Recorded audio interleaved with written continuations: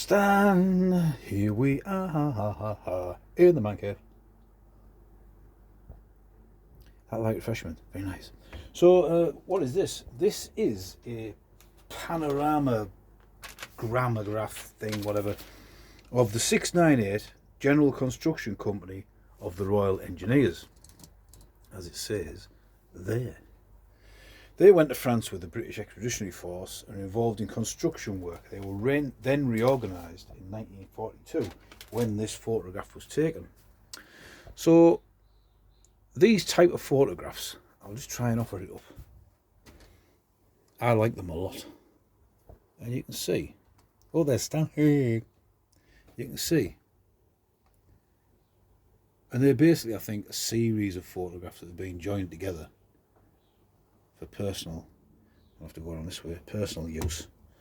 Probably hung on someone's living room wall for years, I would imagine.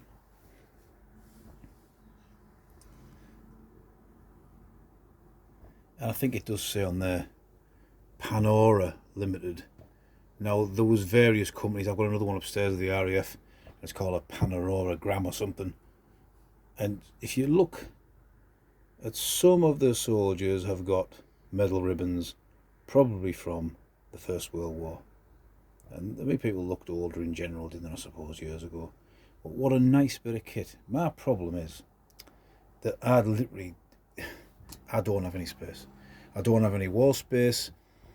I was recently offered something from a fellow collector of painting, and I just haven't got the space on the wall. I mean, I suppose there's stuff in here that's worth nothing, that's cheap, that I've got reproduction, I've laminated and stuck on the wall, but it does makes me the man cave, if that makes sense. I've got the Daily Mail War Map, which is a repro from a few years back, and I got it laminated. It's just been on the wall near forever. I don't want to get rid of it. So space is my problem, really. And I mean, someone said to me at work the other day, would you move house to extend your collection? I think that's just madness. No, I wouldn't, because the more space you have, the more you would certainly, or I would, fill it with crap. I did consider possibly, I thought about it. What if I extended the loft? But then you are talking so much money that it's just not, I can't afford it, and it's not worth it.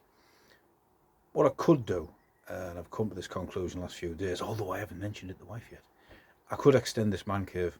That would be cheaper, that'd be well within my budget, and I wouldn't have to get any more stuff, because really, I've got stuff in it. I've got posters behind displays, I've got things that are hidden, that don't get shown because everything's all congested. I've got helmets on top of helmets on top of helmets. If I gave myself another third the space of a shed and attached it to this, probably done professionally, I've got a mate who's a good joiner in that respect, I could literally just thin my collection out and push it that way, and it would give me more wall space, which I'd be able to, I might have a place for this, but it means that I'm going to have to lose some other things. So it is very difficult. Everyone who collects knows the score. So I'll just turn this over very gently, and that's what's on the back of it. That's a wartime piece of paper, piece of backing. I've cleaned the front. I certainly wouldn't go through the back and clean anything, because it's all nailed in place with rusty old nails. The photo itself looks like it's had a bit of damp. It's gone a bit wavy, and that's probably because it's probably been in a shed, garage, after someone had tired of it. When the grandfather passed away, or whoever was the main person who it was belonged to, and it's just succumbed to the damp. The other thing is as well, it's a long photograph. There's a lot of paper there, and houses weren't always as they are nowadays. They could be susceptible to damp themselves, so it could have been on display in someone's back room that wasn't always heated, because not everyone had central heating years ago. It has got some green sort of paint on. I will leave that on. It could be from someone's house when they've decorated it. I don't want to really touch it too much. How much did you pay for it? Still how much, Stan? £12.50. So I'm really, really happy about that. The only problem was it cost me 14 quid postage. It's nearly a metre long. It had to come by parcel force. So it came in under 30 quid. Now, I like these things because whilst this one's wartime, I've got another one over there. Just tilt you up, tilt you up, tilt you up. There you go. It's 1971. One not as like this, not a panorama one, and it's not an SS German helmet or whatever. But this, especially, is specifically a 1942 part of World War II history, and these things can easily be lost, put to one side, thrown out by relatives that don't know it's an old army photograph.